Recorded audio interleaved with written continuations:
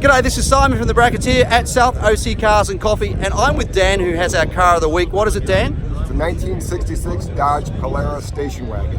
Not something you see every day, and certainly not something you see built out to this level of attention to detail. Let's swing the camera around and take a look. So Dan, when you pulled in, this thing caught my eye because it was just so neat and so clean. And then when I was walking around doing my video, I couldn't believe what I was seeing under the hood. This is not your average Dodge station wagon. You've done a bit of work from that, you know. I mean, the wheels are a bit of a telltale, but tell us the story behind the car. When did you first buy this car? So actually the story is we have 3 boys. My middle son bought this car when he was turning 16 years old as his first car. Right. He kept the car for about 6 years, took great care of it. Yep.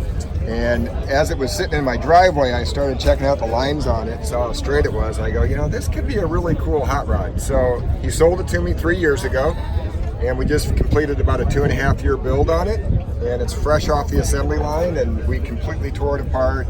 Had an Art Morrison chassis built for it. Underneath the hood, it's all 2019 car, but we tried to remain true to kind of that 66 classic look with the interior lines, very subtle things throughout the car we did. Yep. I noticed that when I walked up to it. I mean, one of the things that I often fear when people do up cars of a particular vintage, they'll give them a contemporary interior of the time they're doing it up. And the problem is, within 5 years, the interior is dated and the car still looks classic. And what you've managed to do with this is, you know, that console, the instrumentation, even the interior with the pattern in it, it's sympathetic. And I love this seat sitting in the back there. It's really sympathetic to the particular era. So how many years? 3 years or 2.5 years in the build, I think you said? 2.5 years. I've had it done for about 5 months and just having fun with it this summer. You know, I give a lot of credit to my wife. When I told her that I was thinking about doing this to this car, it was gonna take some money and time. Yep. I said, are you in? And she goes, I'm in if I get to pick the color, paint layout, and do the interior design. So everything you see, I give credit to my wife. She styled the interior to be kind of period proper. Did the diamond pattern, did this double stitching with the teal stitches that match the paint. Oh, so it's she did beautiful. A great job. She certainly did. They say that women have got they've got better taste than guys, except in men because they marry us. That's correct? True. Yeah. So Dan, let's pop the hood because I want everyone to see what's under the hood of this thing. I couldn't believe my eyes when I walked past. Look at that. So that's out of the current generation of Dodge Challenger and Dodge Charger. There's 392 Hemi. I mean, that thing's so clean, but you've gone through, you've painted the block, you've painted the throttle body, it's got ceramic coated headers in it, I see, and then all of this really nice finish on it. So it just looks, everything about it looks so neat under there.